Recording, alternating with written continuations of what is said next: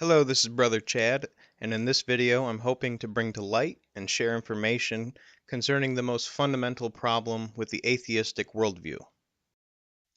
So in case you haven't noticed, we are living in the age of deception, confusion, and doubting questions. So I hope this helps you. I hope it increases your faith. I hope the information is simple.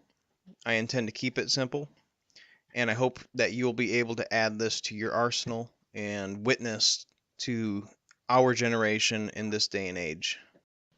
If you ever intend on witnessing, let's just be real, you're going to encounter an atheist. And this information destroys the very foundation of any argument they may pose. And my experience is that atheists really have no idea, haven't thought this through, or been confronted with this information. So here we go. Atheism and free will, no such thing. All we really need to do is understand the simple law of cause and effect. In a naturalistic universe, our consciousness can only be the result of a naturalistic process. A process taking place inside of your brain of chemical reactions and neurological reflexes, which are producing this phenomenon we call consciousness. Everything you perceive, believe, think, do, say is the result of something you cannot control. You are always the product of matter doing what matter does.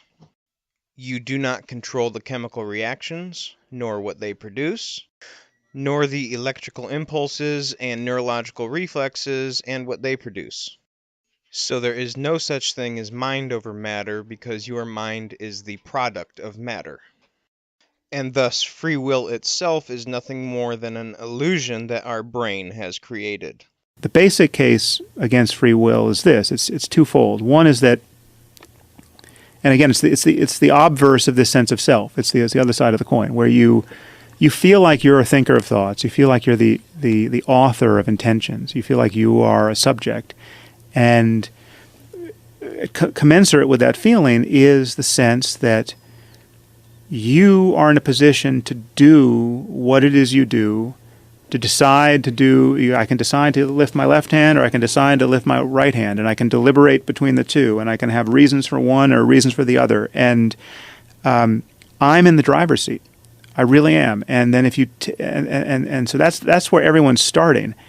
The problem with that is, objectively, we know that everything that you're consciously aware of, all your thoughts and your intentions and your impulses to resist those impulses. I mean, whatever's coming up for you, we know that's all preceded by events in your nervous system of which you're not aware and which you didn't create. And the state of your brain in this moment, it's in every sense, is the product of variables that you are not responsible for. You didn't pick your parents. You didn't pick your genes. You didn't sculpt your genes. You didn't pick the environment in which your genome was going to be expressed.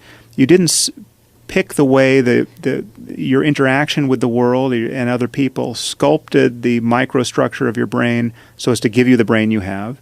You didn't pick the number of receptors you have of every type at every synapse. You didn't pick all the charges that are currently in place in your brain at this moment. You haven't created your neurophysiology, and yet your neurophysiology is going to give rise to every next thought and intention that shows up for you. From the horse's own mouth. Every single aspect of consciousness is always preceded by neurophysiological processes that you have no responsibility in creating. So here's what we're left with. A mindless universe that has somehow given rise to life, which is experiencing this phenomenon called consciousness, which is the result of a mindless process of matter interacting, in which we have no influence over or control of. And so our thoughts actually become the mere reflexes of a mindless process. But as usual, some atheists will make up a ridiculous argument against something which is so obvious to avoid facing such an absurd reality and simply hope that nobody calls them on it. Newtonian determinism says that the universe is a clock, a gigantic clock that's wound up at the beginning of time, and it's been ticking ever since according to Newton's laws of motion. So, what you're going to eat 10 years from now, on January 1st, has already been fixed. It's already known using Newton's laws of motion. Einstein believed in that. Einstein was a determinist. Does that mean that a murderer, a horrible mass murderer, isn't really guilty of his works because it was already preordained billions of years ago? And Einstein said, well, yeah, in some sense that's true. Even mass murderers were predetermined. But he said they should still be placed in jail. Heisenberg then comes along and proposes the Heisenberg uncertainty principle and says, nonsense. There's uncertainty. You don't know where the electron is. It could be here, here, or many places simultaneously. This, of course, Einstein hated because he said God doesn't play dice with the universe. Well, hey, get used to it. Einstein was wrong. God does play dice. Good try, but not good enough. So this is the idea. Uncertainty in the electron means that if you were to make a decision today at noon to pick vanilla ice cream, you could later go back to this exact moment in time and have chosen something different depending on where the electron is. Here's the problem. Randomness doesn't equal free will. We still have zero responsibility for where the electron is. Our mind is still the product of a mindless neurophysiological process. And at very best, this makes you an unpredictable puppet. So whether an completely determined puppet or an unpredictable puppet, you are nothing more than a puppet. A biomechanical puppet dancing to your DNA.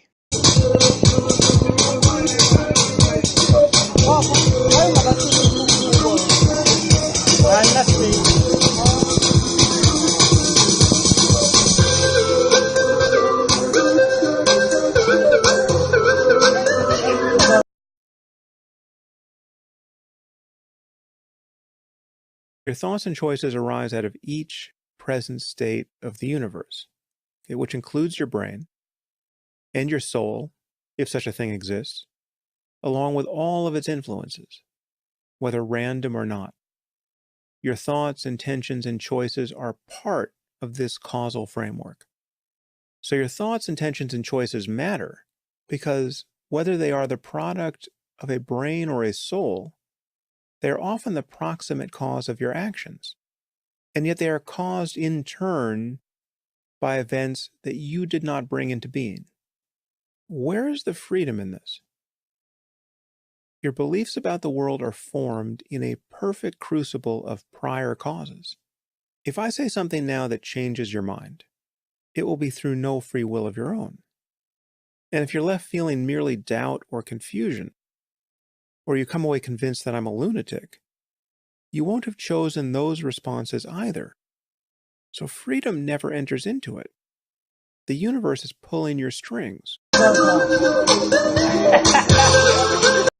With or without free will, beliefs have consequences. And part of living an examined life is putting one's beliefs in order. And one's beliefs about free will are no exception. Except that putting one's beliefs in order isn't a matter of choice. In fact, there is no such thing as choice. Because our thoughts and intentions are no different than a reflex, like when a doctor strikes your knee and your leg kicks out. Our thoughts and intentions are a mere reflex of a physical, neurological process. You do not pick or choose or create your thoughts any more than your leg chose to kick out when the doctor checked your reflexes. Remember, the universe is just pulling our strings. So puppetry is really identical exactly to what we're talking about. This is really honestly very simple and obvious when we just go back to the law of cause and effect. Our consciousness is the effect from a cause that we have no control or responsibility for. And if we have no power or influence over the cause, then we have no freedom whatsoever.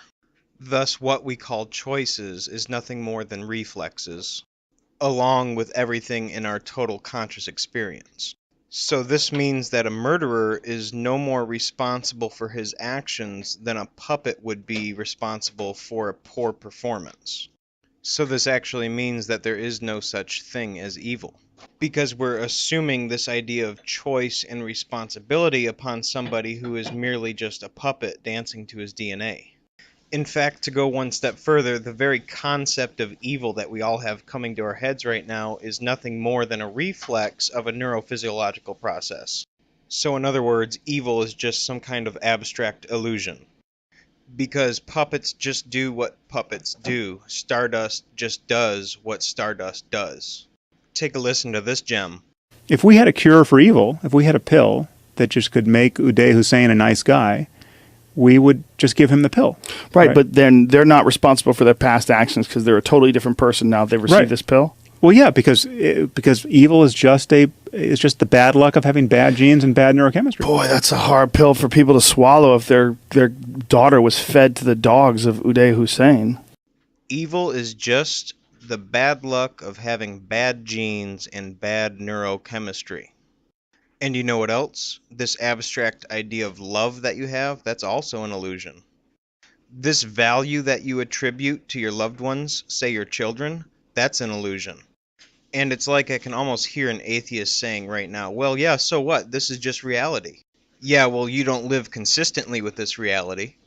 In fact, let's ask the atheist the question right now. Why are you spending so much time and energy arguing with puppets that have no responsibility for who they are or what they believe, nor have any responsibility in even changing their minds?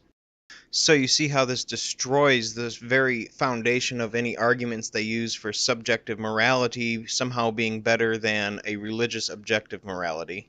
No, there's no such thing as evil, period.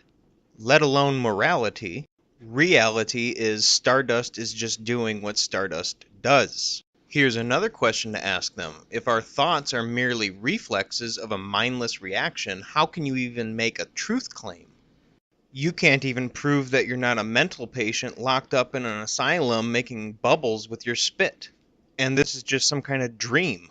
So let me help out all these so-called passive atheists that like to waste 30 minutes debating whether or not they're making any affirmation of knowledge and whether they have a burden of proof. This is the bottom line reality of naturalistic materialism. And the conclusion we all reach in naturalistic materialism is I can't know anything. But do you know that you can't know? The conclusion of naturalistic materialism is self-defeating. Therefore, naturalistic materialism is self-defeating, and thus cannot be true. But wait a minute, how do I know I'm not in the same boat as the atheists? If the premise, no God, leads to a self-defeating conclusion, I can't know anything, and is false, it follows that because I can know something, God exists. And I'll let the atheists get angry and try and dance around this one.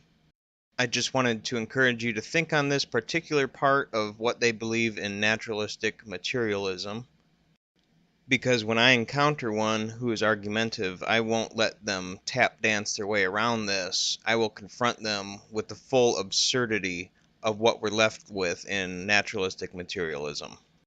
We have no free will. We're both just puppets. I am not responsible for what I believe. Neither of us can make a truth claim. You don't even know if you exist. And if we confront them with this absurdity, what arguments are they going to be left with? I hope this was helpful. I hope this gets some people thinking. Lord willing, I plan on making more videos. Some of them are going to be a lot more serious, and it will be about exposing the New World Order, starting with September 11th, getting into all the details, how our government could have gotten away with it, why nobody's talking, why the media didn't do anything for us and what that means, getting into the techniques of how they manipulate us subconsciously, and all those various crafts that they use. It's a controversial subject, but in the age of deception, it is a massive piece to this puzzle. So until next time, grace be with you, God bless you.